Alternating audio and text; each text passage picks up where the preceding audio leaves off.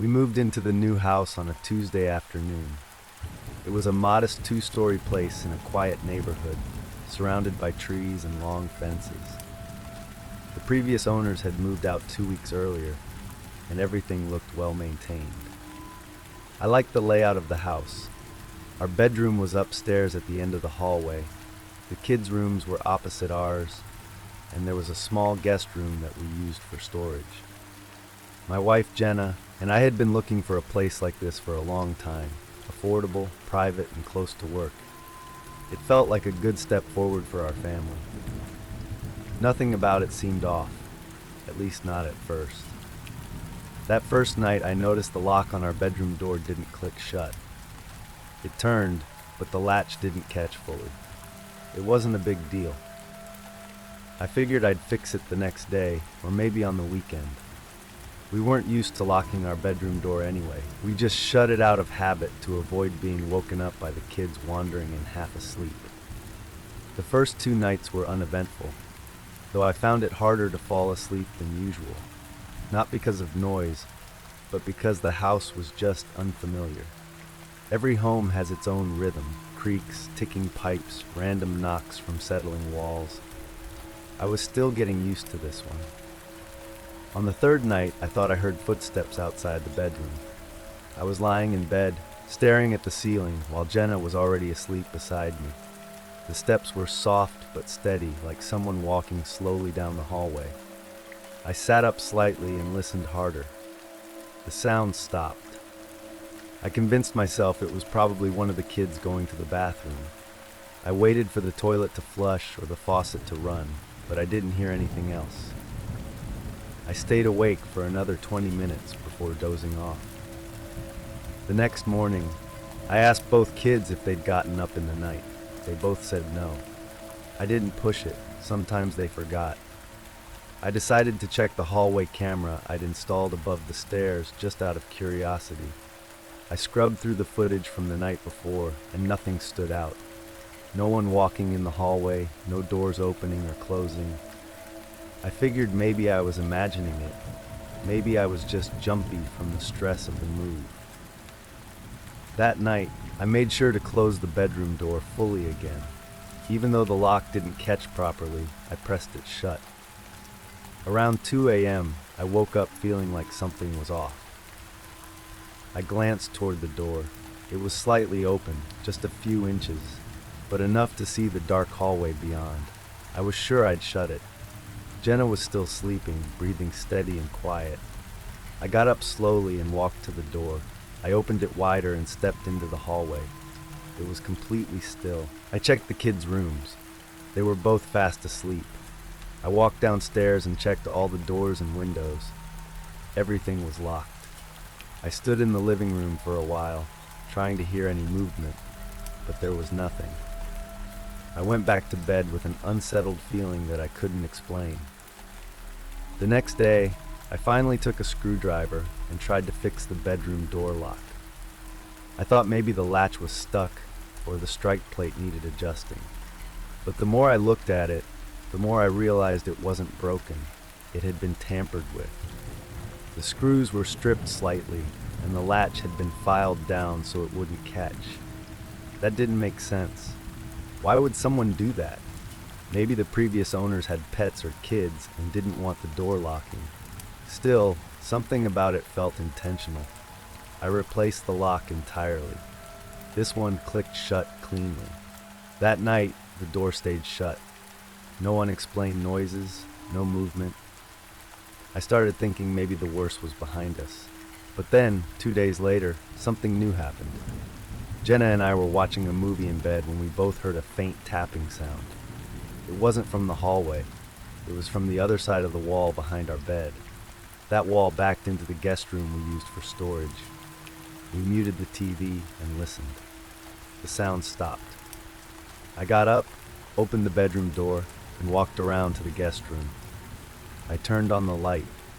Boxes were stacked against the walls, unopened from the move. Nothing looked disturbed. I checked the window, locked. I knocked lightly on the wall near where we'd heard the sound. It was solid, no pipes or vents. I went back to our room and tried to forget about it. That tapping came back the next night. This time it was louder and quicker, like fingers drumming against the wall. It only lasted a few seconds. I didn't get up this time. I just stared at the wall, waiting. It didn't happen again. Jenna asked if we should call someone, maybe an exterminator or even a contractor, to check inside the walls. I agreed but didn't make the call the next day. I don't know why. I guess I didn't want to admit I was getting paranoid. The next few nights were quiet again. Then came the worst one. It was a Thursday. I fell asleep fast, but around 1:30 a.m., I woke up suddenly. I didn't know why at first. The room was quiet, the house still. I glanced at the door. It was open again, but this time wider, maybe halfway. I was sure I'd locked it.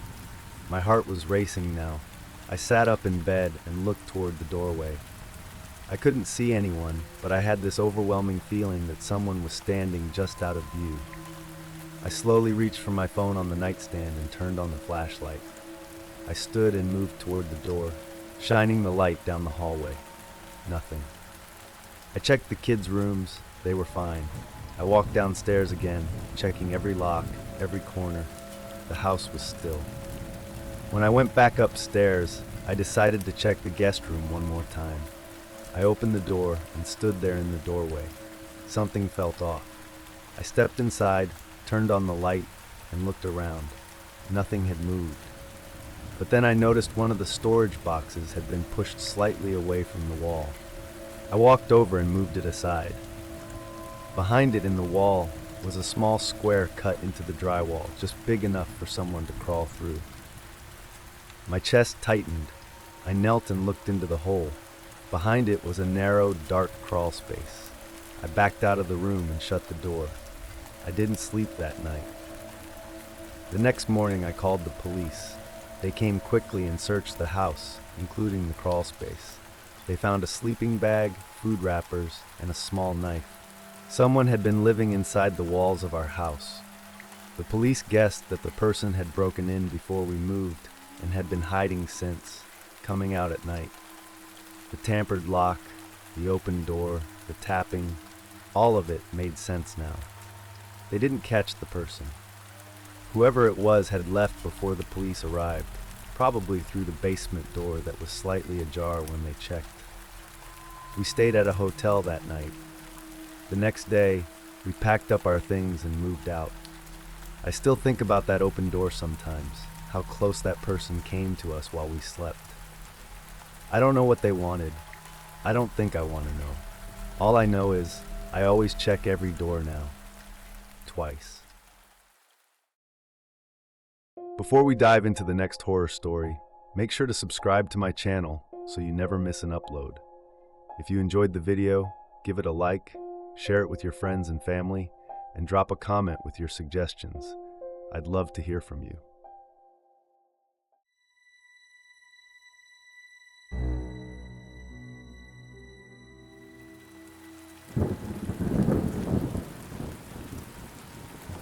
We had only lived in the house for 9 days when the knock came. I remember because I was just starting to feel like the silence wasn't so heavy anymore. It was our first time owning a place after renting for so many years. It sat in a brand new development, rows of identical houses with fenced yards and perfect sidewalks, most of them still empty or being built. I joked to my daughter Maddie that it felt like we were living in a movie set. My husband Alan worked night shifts at a packaging plant 2 towns over, so the evenings were usually just Maddie and me. That night, we were watching a movie in the living room, and I had just started to doze off when the knock came. It wasn't loud, just 3 firm taps. I assumed it was a delivery at first, maybe one of those late Amazon packages.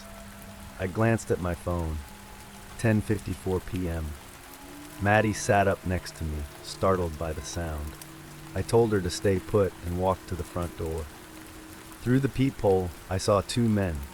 They weren't in uniforms. One wore a red hoodie and jeans, the other a black jacket. They had backpacks on, and the man in the red hoodie held something that looked like a small tablet. When I cracked the door open a few inches, I kept the chain latch on. "Can I help you?" I asked. The man in the red hoodie leaned in slightly, showing the screen on his device. It looked like a map with a pulsing red dot. "Ma'am, sorry to bother you so late. We're from a tech team working with a missing persons unit. We tracked a distress signal that's coming from inside your house. We believe someone may be in danger." I didn't know what to say at first. Maddie appeared beside me, whispering, "Who is it?" I told her to go upstairs. The man continued, "It could be a glitch, but we need to be sure. If you don't mind, we just need a few minutes inside with our scanner." Something didn't sit right.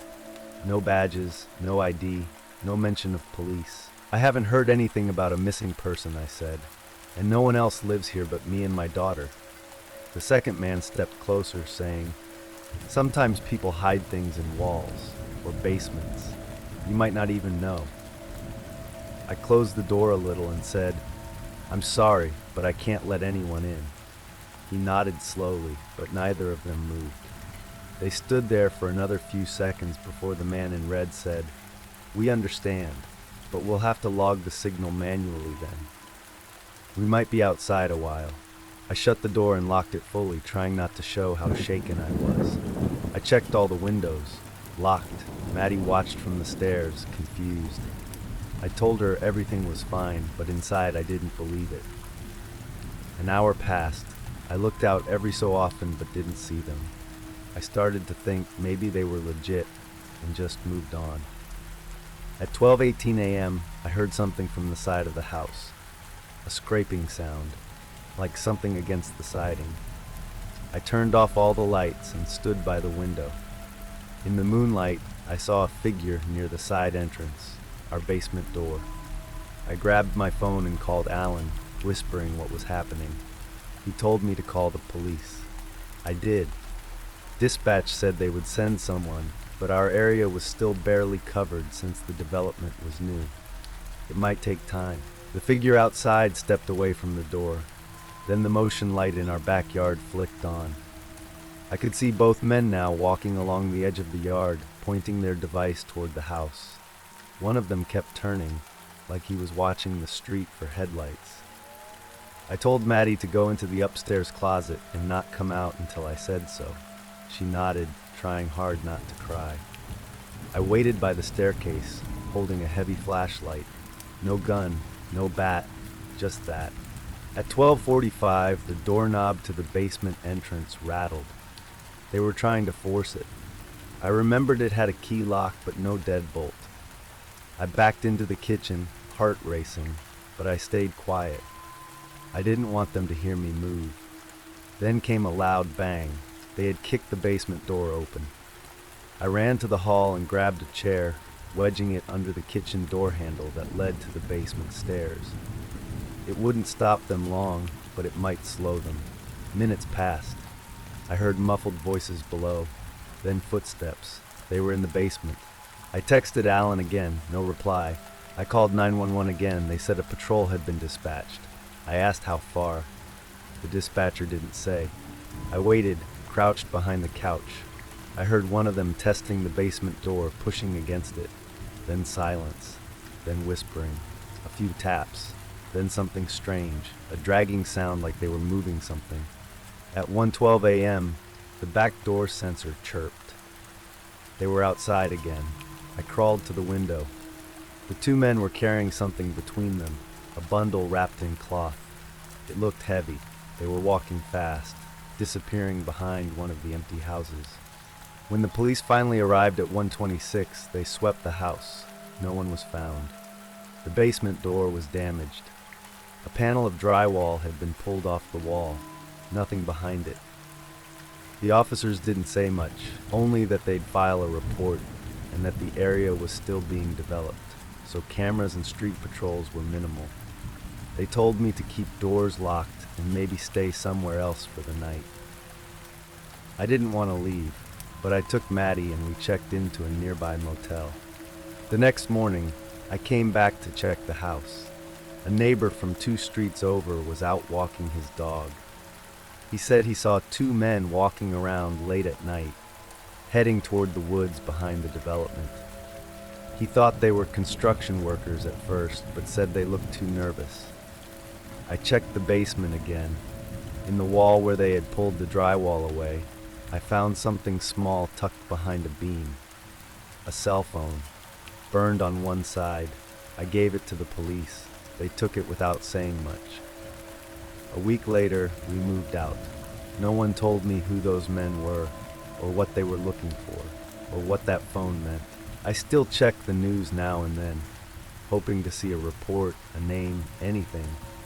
But the silence around what happened in that house is somehow more terrifying than the night itself.